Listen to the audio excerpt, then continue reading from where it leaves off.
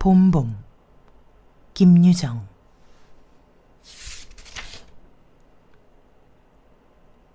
장인님, 이제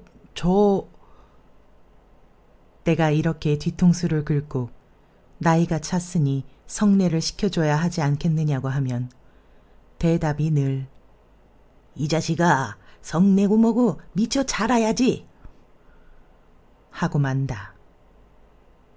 이 자라야 한다는 것은 내가 아니라 장차 내 아내가 될 점순이의 키 말이다.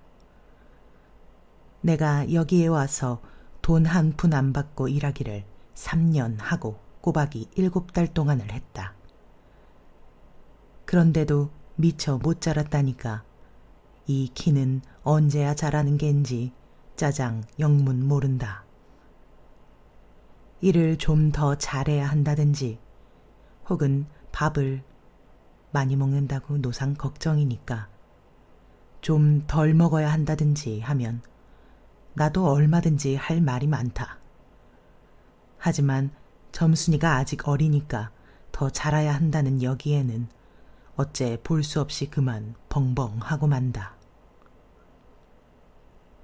이래서 나는 애초에 계약이 잘못된 걸 알았다. 이태면 이태, 3년이면 3년, 기한을 딱 작정하고 일을 했어야 할 것이다. 덮어놓고 딸이 잘하는 대로 성례를 시켜주마 했으니 누가 늘 지키고 섰는 것도 아니고 그 키가 언제 자라는지 알 수 있는가. 그리고 난 사람의 키가 무럭무럭 자라는 줄만 알았지. 붙박이 키에 모로만 벌어지는 몸도 있는 것을 누가 알았으랴. 때가 되면 장인님이 어련하랴 싶어서 군소리 없이 꾸벅꾸벅 일만 해왔다. 그런 말이다. 장인님이 제가 다 알아차려서 참 너 일 많이 했다. 고만 장가 들어라 하고 살림도 내주고 해야 나도 좋을 것이 아니냐. 시치미를 딱 떼고 도리어 그런 소리가 나올까 봐서 지레 펄펄 뛰고 이 야단이다. 명색이 좋아 대릴싸위지 일하기에 싱겁기도 할 뿐더러 이건 참 아무것도 아니다. 숙맥이 그걸 모르고 점순이의 키 자라기만 까맣게 기다리지 않았나. 언젠가는 하도 갑갑해서 자를 가지고 덤벼들어서 그 키를 한번 재볼까 했다마는 우리는 장인님이 내외를 해야 한다고 해서 마주서 이야기도 한마디 하는 법 없다. 우물길에서 언제나 마주칠 적이면 겨우 눈어림으로 재보고 하는 것인데 그럴 적마다 나는 저만큼 가서 재미 키도 하고 논뚝에다 침을 퇴 뱉는다. 아무리 잘 봐야 내 겨드랑 다른 사람보다 좀 크긴 하지만 밑에서 너물락 말락 밤낮 요 모양이다. 개돼지는 푹푹 크는데 왜 이리도 사람은 안 크는지 한동안 머리가 아프도록 궁리를 해보았다. 아, 물동이를 자꾸 이니까 뼈다귀가 움츠러드나 보다 하고 내가 넌짓이 그 물을 대신 길어도 주었다. 뿐만 아니라 나무를 하러 가면 선앙당에 돌을 올려놓고 점순이의 키 좀 크게 해줍소서. 그러면 다멘 떡 갖다 놓고 고사들 입조니까 하고 치성도 한두 번 드린 것이 아니다. 어떻게 되먹은 키인지 이래도 막무가내니. 그래, 내 어저께 싸운 것이지 결코 장인님이 밉다든가 해서가 아니다. 뭐를 붙다가 가만히 생각을 해보니까 또 싱겁다. 이 벼가 자라서 점순이가 먹고 좀 큰다면 모르지만 그러지도 못한 걸 내 심어서 뭘 하는 거냐. 해마다 앞으로 축 붉어지는 장인님의 아랫배가 너무 먹은 걸 모르고 내 병이라나 그 배를 불리기 위하여 심곤 조금도 쉽지 않다. 아이고 배야. 난 물붓다 말고 배를 쓰다듬으면서 그대로 논둑으로 기어올랐다. 그리고 겨드랑이에 꼈던 벼 담긴 키를 그냥 땅바닥에 털썩 떨어치며 나도 털썩 주저앉았다. 이리 앞만 바빠도 나 배 아프면 고만이니까. 아픈 사람이 누가 일을 하느냐. 파릇파릇 돋아오른 풀 한 숲을 뜯어들고 다리에 거머리를 쓱쓱 문대며 장인님의 얼굴을 쳐다보았다. 가운데서 장인님이 이상한 눈을 해가지고 한참을 날 노려보더니 너 이 자식 왜 또 이래 응? 배가 좀 아파서요 하고 풀 위에 슬며시 쓰러지니까 장인님은 약이 올랐다. 저도 논에서 철벙철벙 둑으로 올라오더니 잡은 참 내 멱살을 움켜잡고 뺨을 치는 것이 아닌가. 이 자식아, 이러다 말면 누굴 망해놓을 속셈이냐? 이 대가리를 까놓을 자식?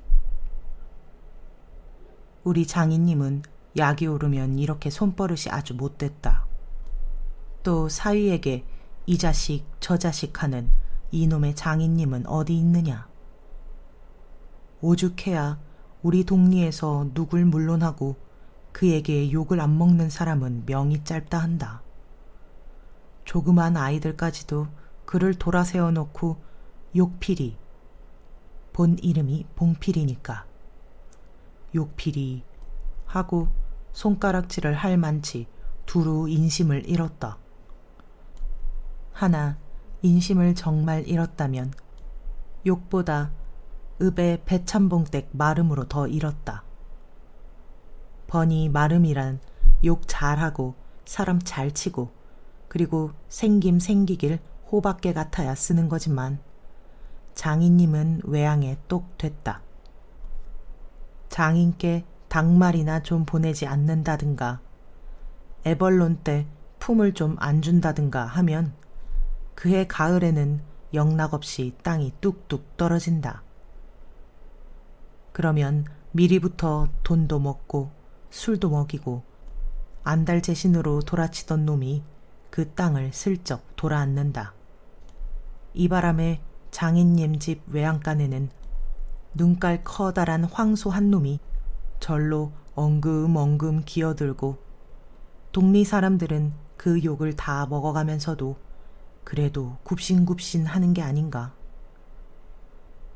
그러나 내겐 장인님이 감히 큰소리할 계제가 못 된다.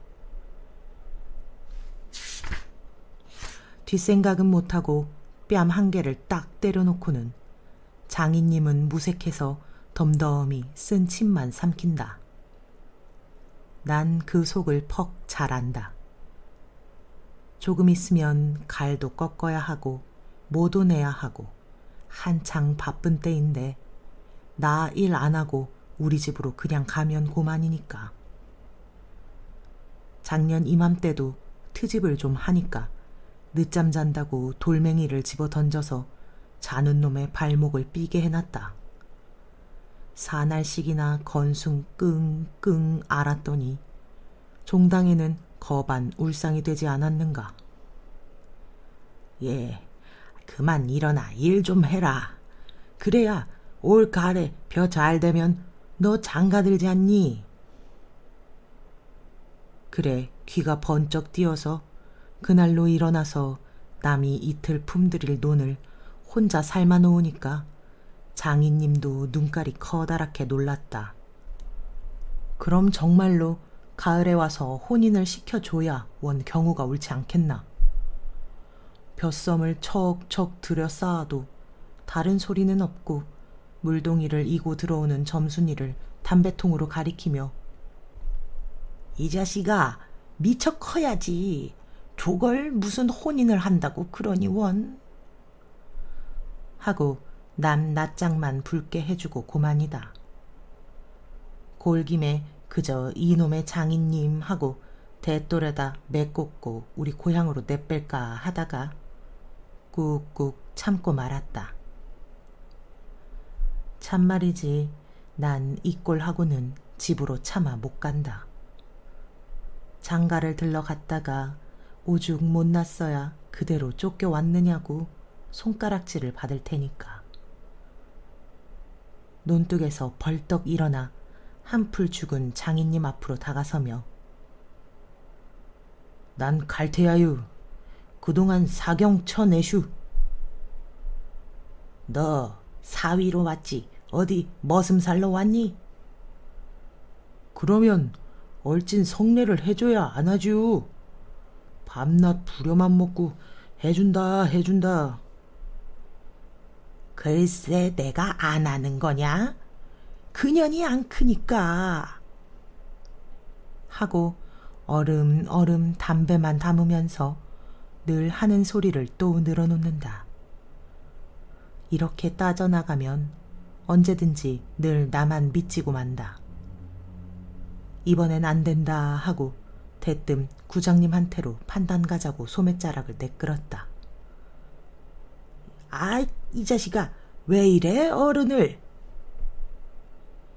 안 간다고 뻗디디고 이렇게 호령은 제 맘대로 하지만 장인님 제가 내 기운은 못 당한다. 막 부려먹고 딸은 안 주고 개다 땅땅 치는 건 다 뭐야? 그러나 내 사실 참 장인님이 미워서 그런 것은 아니다. 그 전날 왜 내가 새 고개 맞은 봉우리 화전밭을 혼자 갈고 있지 않았느냐. 밭 가생이로 돌 적마다 야릇한 꽃내가 물컥물컥 코를 찌르고 머리 위에서 벌들은 가끔 붕붕 소리를 친다. 바위 틈에서 샘물 소리밖에 안 들리는 산골짜기니까 맑은 하늘의 봄볕은 이불 속같이 따스하고 꼭 꿈꾸는 것 같다. 나는 몸이 나른하고 몸살을 아직 모르지만 병이 나려고 그러는지 가슴이 울렁울렁하고 이랬다. 이러이 마리 맘마마. 이렇게 노래를 하며 소를 부리면 여느 때 같으면 어깨가 으쓱으쓱 한다.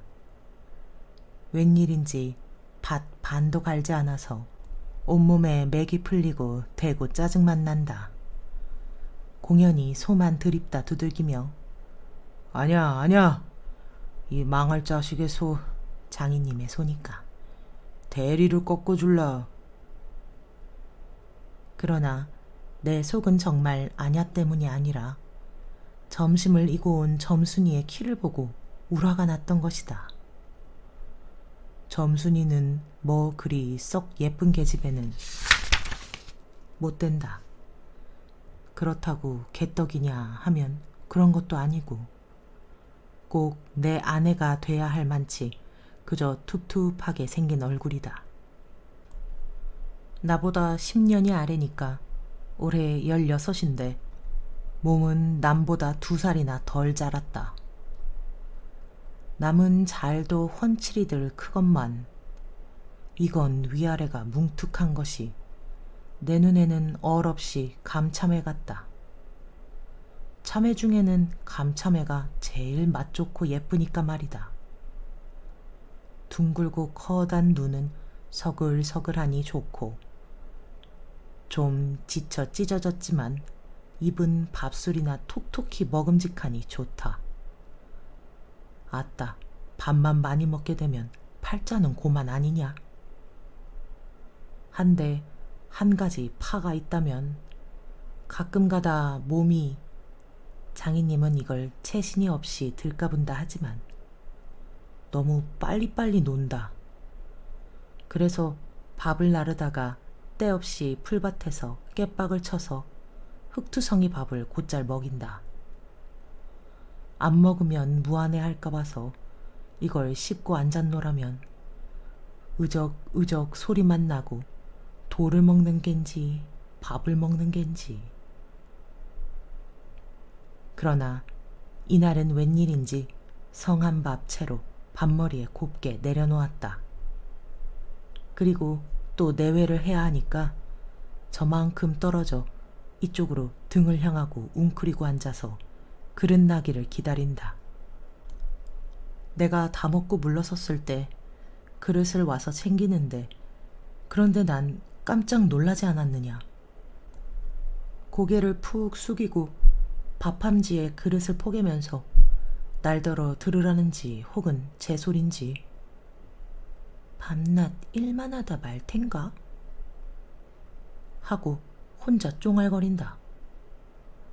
고대 잘 내외하다가 이게 무슨 소린가 하고 난 정신이 얼떨떨했다. 그러면서도 한편 무슨 좋은 수가 있는가 싶어서 나도 공중에 대고 혼잣말로 그럼 어떡해? 하니까 성례시켜달라지 뭘 어떡해? 하고 되알지게 쏘아붙이고 얼굴이 발개져서 산으로 그저 도망질을 친다. 나는 잠시 동안 어떻게 되는 셈판인지 맥을 몰라서 그 뒷모양만 덤덤히 바라보았다. 봄이 되면 온갖 초목이 물이 오르고 싹이 트고 한다.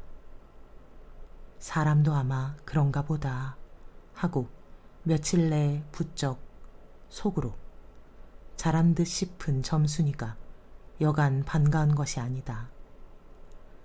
이런 걸 멀쩡하게 아직 어리다고 하니까. 우리가 구장님을 찾아갔을 때 그는 쌀인문 밖에 있는 돼지우리에서 죽을 퍼주고 있었다. 서울에 좀 갔다 오더니 사람은 점잖아야 한다고 윗수염이 얼른 보면 지붕 위에 앉은 제비꼬랑지 같다. 양쪽으로 뾰족이 뻗치고 그걸 에헴 하고 늘 쓰다듬는 손버릇이 있다. 우리를 멀뚱히 쳐다보고 미리 알아챘는지 왜 일들 허다 말고 그래? 하더니 손을 올려서 그 에헴을 한번 후딱 했다. 구장님, 우리 장인님과 처음에 계약하기를. 먼저 덤비는 장인님을 뒤로 떠다밀고 내가 허둥지둥 달려들다가 가만히 생각하고 아니, 우리 빙장님과 처음에 하고 첫 번부터 다시 말을 고쳤다. 장인님은 빙장님 해야 좋아하고 밖에 나와서 장인님 하면 괜스레 고를 내려든다. 뱀도 뱀이래야 좋으냐고. 창피스러우니 남 듣는 데는 제발 빙장님, 빙모님 하라고 일상 당조짐을 받아오면서 난 그것도 자꾸 잊는다. 당장도 장인님 하다 옆에서 내 발등을 꾹 밟고 곁눈질을 흘기는 바람에야 겨우 알았지만 구장님도 내 이야기를 자세히 듣더니 퍽 딱한 모양이었다. 하기야 구장님뿐만 아니라 누구든지 다 그럴 게다. 길게 길러둔 새끼 손톱으로 코를 후벼서 저리 탁 튀기며 그럼 봉필씨 얼른 성례를 시켜주구려. 그렇게까지 제가 하고 싶다는 걸 하고 내 짐작대로 말했다. 그러나 이 말에 장인님은 삿대질로 눈을 부라리고 아 성내고 뭐고 계집애 년이 미쳐 자라야 할 게 아닌가 하니까 고만 멀수룩해서 입맛만 쩍쩍 다실 뿐이 아닌가. 그것도 그래. 그래, 거진 4년 동안에도 안 자랐다니 그킨 언제 자라쥬? 다 그만두고 사경 내슈. 글쎄 이 자식아, 내가 크질 말라고 그랬니? 왜 날 보고 떼냐? 빅모님은 참새 많은 것이 그럼 어떻게 애를 낳지요? 사실 장모님은 점순이보다도 귀때기 하나가 작다. 장인님은 이 말을 듣고 껄껄 웃더니 그러나 암만 해도 돌씹은 상이다. 코를 푸는 척하고 날 은근히 골리려고 팔꿈치로 옆 갈비뼈를 퍽 치는 것이다. 더럽다. 나도 종아리에 파리를 쫓는 척하고 허리를 구부리며 그 궁둥이를 콱 때밀었다. 장인님은 앞으로 우질끈하고 쌀이문깨로 쓰러질 듯하다 몸을 바로 고치더니 눈총을 몹시 쏘았다. 이런 상년의 자식 하곤 싶으나 남의 앞이라서 차마 못하고 섰는 그 꼴이 보기에 퍽 쟁그라웠다. 그러나 이 밖에는 별반 신통한 귀정을 얻지 못하고 도로 논으로 돌아와서 모를 부었다. 왜냐면 장인님이 뭐라고 귓속말로 수군수군하고 간 뒤다. 구장님이 날 위해서 조용히 데리고 아래와 같이 일러주었기 때문이다. 뭉태의 말은 구장님이 장인님에게 땅 두 마지기 얻어붙이니까 그래 꿰었다고 하지만 난 그렇게 생각 않는다. 자네 말도 하기야 옳지. 암 나이 찼으니까 아들이 급하다는 게 잘못된 말은 아니야. 하지만 농사가 한창 바쁜 때 일을 안 한다든가 집으로 달아난다든가 하면 손해죄로 그것도 징역을 가거든. 여기에 그만 정신이 번쩍 났다. 왜 요전에 그 산포말서 산에 불 좀 놓았다고 징역 간 거 못 봤나? 제 산에 불을 놓아도 징역을 가는 있던데 남의 농사를 버려주니 죄가 얼마나 더 중한가. 그리고 자넨 정장을 사경받으러 정장 가겠다 했다. 간대지만 그러면 괜시리 죄를 들쓰고 들어가는 걸세. 또 결혼도 그렇지. 법률에 성년이란 게 있는데 21가 돼야 비로소 결혼을 할 수가 있는 걸세. 자넨 물론 아들이 늦을 걸 염려하지만 점순이로 말하면 이제 겨우 16이 아닌가. 그렇지만 아까 빙장님의 말씀이 올 가래는 열리를 제치고라도 성례를 시켜주겠다 하니 좀 고마울 겐가. 빨리 가서 뭐 붙던 거나 마저 붙게. 군소리 말고 어서 가. 그래서 오늘 아침까지 끽소리 없이 왔다. 장인님과 내가 싸운 것은 지금 생각하면 뜻밖의 일이라 안 할 수 없다. 장인님으로 말하면 요즘막 자긴들에게 행세를 좀 하고 싶다고 해서 돈 있으면 양반이지 별게 있느냐? 하고 일부러 아랫배를 툭 내밀고 걸음도 뒤틀리게 걷고 하는 이 판이다. 이까진 나쯤 두들기다 남의 땅을 가지고 모처럼 닦아놓았던 가문을 망친다든지 할 어른이 아니다. 또 나로 논지면 아무쪼록 잘 돼서 점순이에게 얼른 장가를 들어야 하지 않느냐. 이렇게 말하자면 결국 어젯밤 뭉태네 집에 마실 간 것이 썩 나빴다. 낮에 구장님 앞에서 장인님과 내가 싸운 것을 어떻게 알았는지 대고 빈정거리는 것이 아닌가. 그래, 맞고도 그걸 가만둬? 그럼 어떡하니? 임마, 봉피를 모판에다 거꾸로 박아놓지 뭘 어떡해? 하고 괜히 내 대신 화를 내가지고 주먹질을 하다 등장까지 쳤다. 놈이 본시 괄괄은 하지만 그래놓고 날더러 석유값을 물라고 막 지다이를 묻는다. 난 오한이 벙벙해서 잠자코 앉았으니까 저만 연방 짓거리는 소리가 밤낮 일만 해주고 있을 테냐? 영득이는 1년을 살고도 장갈 들었는데 난 4년이나 살고도 더 살아야 해. 네가 세 번째 사위인 줄이나 아니? 세 번째 사위. 남의 일이라도 분하다 이 자식아. 우물에 가 빠져 죽어. 나중에는 겨우 손톱으로 목을 따라고까지 하고 제 아들같이 함부로 훅닥이었다.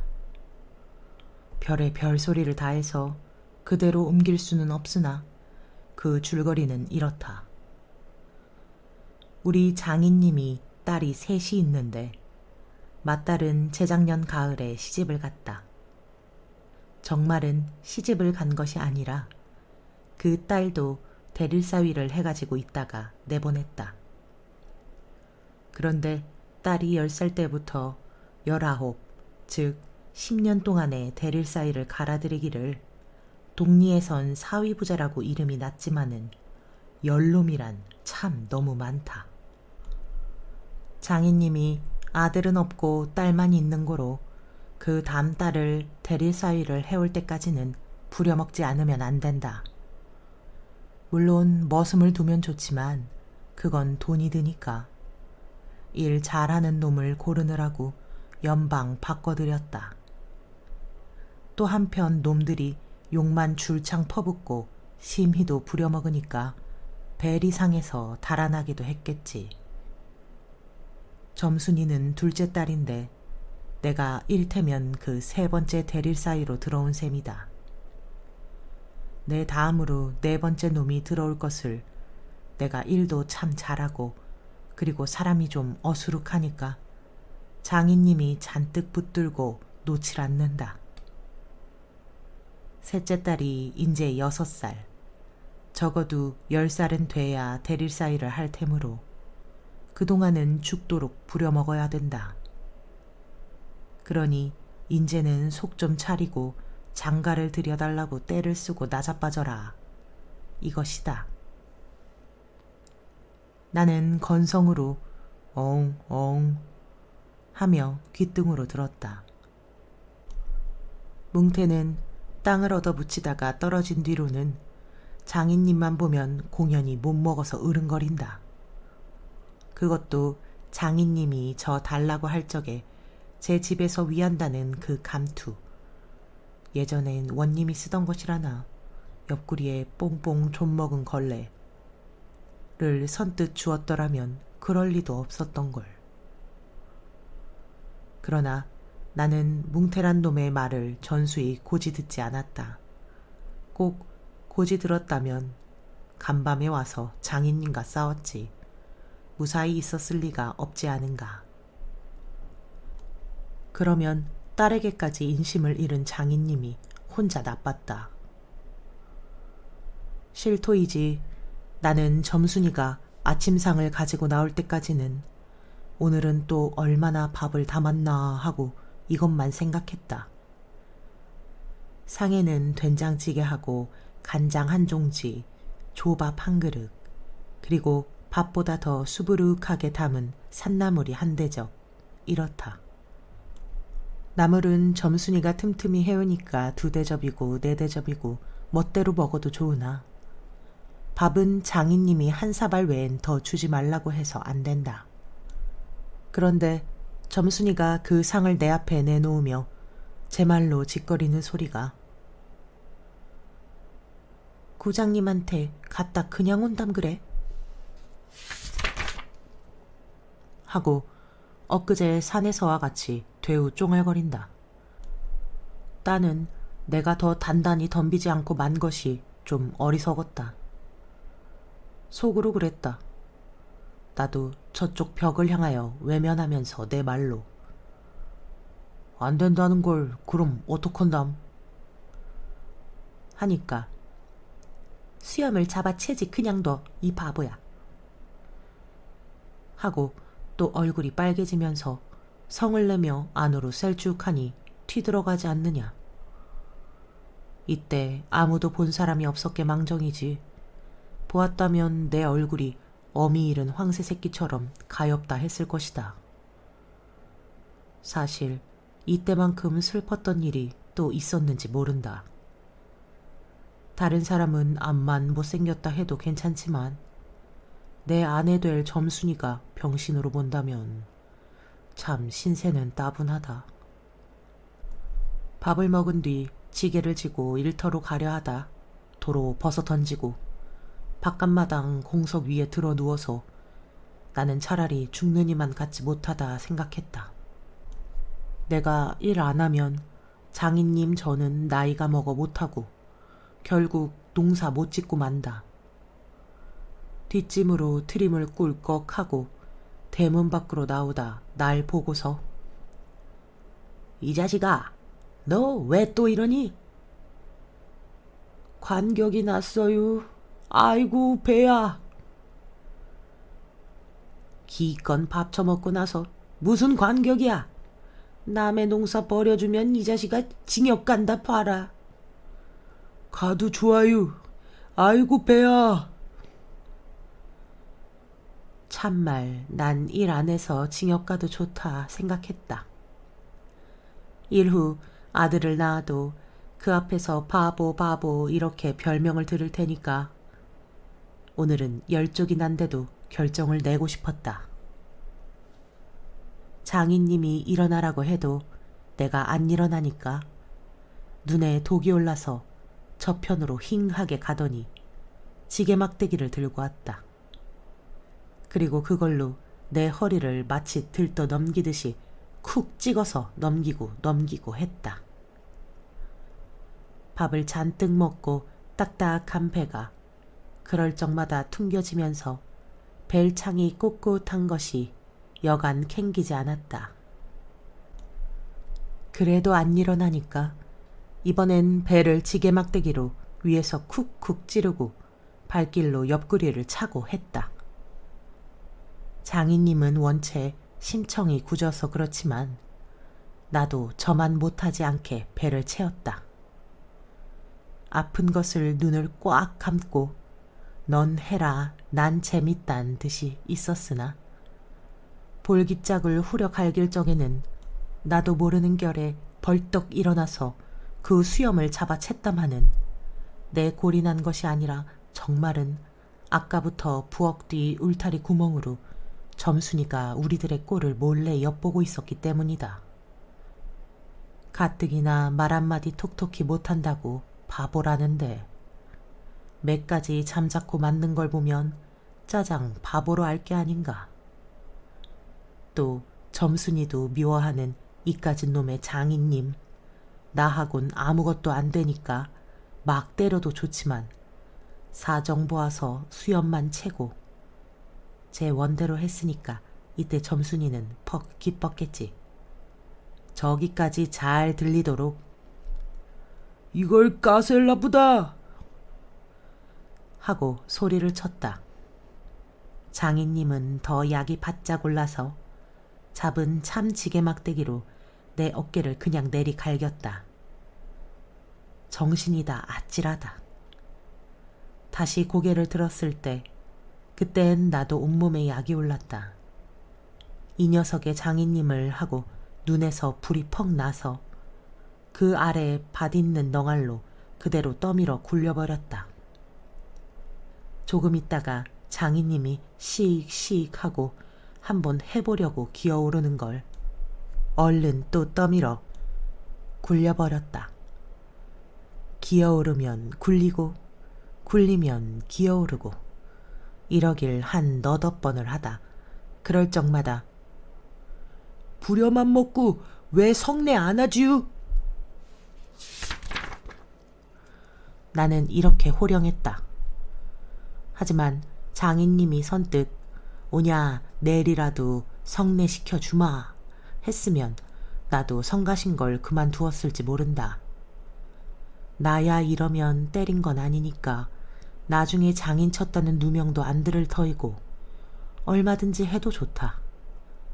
한 번은 장인님이 헐떡헐떡 기어서 올라오더니 내 바짓가랑이를 요렇게 노리고서 단박 움켜잡고 매달렸다. 악 소리를 치고 나는 그만 세상이 다 팽그르 도는 것이 빙장님, 빙장님, 빙장님. 이 자식 잡아먹어라, 잡아먹어. 할아버지, 살려줍시오, 할아버지. 하고 두 팔을 허둥지둥 내절 적에는 이마에 진땀이 쭉 내솟고 인젠 참으로 죽나보다 했다. 그래도 장인님은 놓질 않더니 내가 기어이 땅바닥에 쓰러져서 거진 까무러치게 되니까 놓는다. 더럽다, 더럽다. 이게 장인님인가? 나는 한참을 못 일어나고 쩔맸다. 그러다 얼굴을 드니 눈에 참 아무것도 보이지 않았다. 사지가 부르르 떨리면서 나도 엉금엉금 기어가 장인님의 바짓가랑이를 꽉 움키고 잡아 낚았다. 내가 머리가 터지도록 매를 얻어맞은 것이 이 때문이다.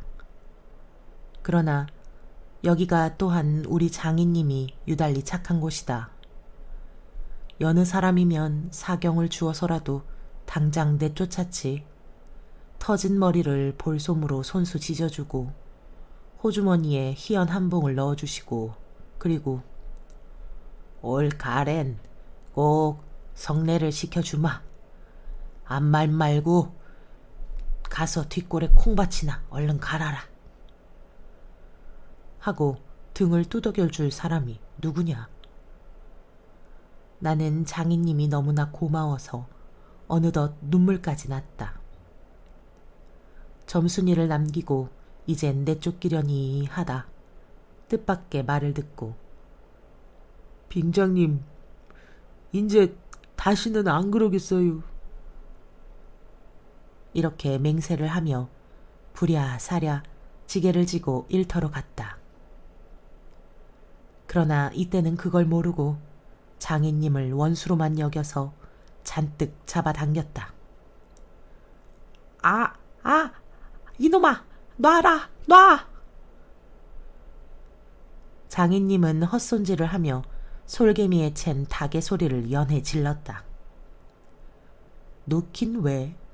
이왕이면 호되게 혼을 내주리라 생각하고 짓궂이 더 댕겼다마는 장인님이 땅에 쓰러져서 눈에 눈물이 핑 도는 것을 알고 좀 겁도 났다. 할아버지, 놔라, 놔. 그래도 안 되니까 점순아. 이 악장에 안에 있었던 장모님과 점순이가 헐레벌떡하고 단숨에 뛰어나왔다. 나의 생각에 장모님은 제 남편이니까 역성을 할는지도 모른다. 그러나 점순이는 내 편을 들어서 속으로 고소해서 하겠지. 대체 이게 웬 속인지. 지금까지도 난 영문을 모른다. 아버지를 혼내주기는 제가 내려놓고 이제 와서는 달려들며 에그머니, 이 망할 게 아버지 죽이네 하고 내 귀를 뒤로 잡아당기며 마냥 우는 것이 아니냐. 그만 여기에 기운이 탁 꺾여 나는 얼빠진 등신이 되고 말았다. 장모님도 덤벼들어 한쪽 귀마저 뒤로 잡아채면서 또 우는 것이다. 이렇게 꼼짝도 못하게 해놓고 장인님은 지게막대기를 들어서 사뭇 내려 조겼다. 그러나 나는 구태여 피하려지도 않고 암만 해도 그 속을 알 수 없는 점순이의 얼굴만 멀거니 들여다보았다. 이 자식, 장인 입에서 할아버지 소리가 나오도록 해.